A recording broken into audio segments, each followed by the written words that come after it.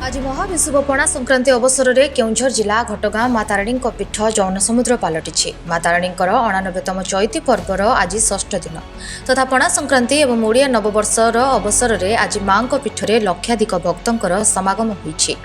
आज दिन 12:30 मुख्यमंत्री मोहन चरण माझी माँ तारिणी को दर्शन कर कृपालाभ करथिले। एहाकु दृष्टि रखी श्रद्धालुंकर श्रृंखलित दर्शन पर व्यापक व्यवस्था करा जायथिला। मंदिर में भजन नृत्य गीत आयोजन करा जायथिला। श्रद्धालुंकु मागणारे अन्नप्रसाद और पणा बंटनर व्यवस्था मध्य करा जायछि।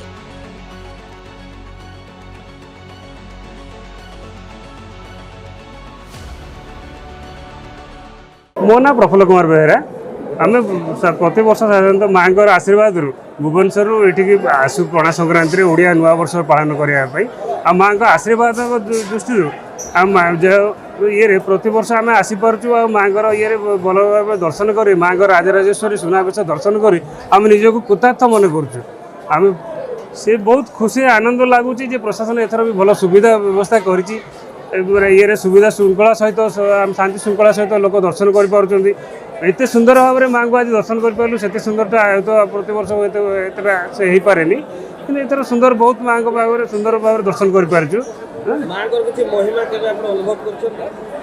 माँ ये तो बहुत ये अनुभव करें माँ को मैंने जोड़ा कहले कि आप कहले आम माँ को ये प्रति कथार ये नड़ियाटे जाचिदेले माँ पाखे ये कले जहाँ भी किसी आम मनस्कामना रखू प्राय पूरण हो जाए से आम के माने माँ को पाख निराश हो फेरी ना आम प्रति वर्ष माने अति सुंदर भाव में ये कर आसू। जय माँ तारिणी।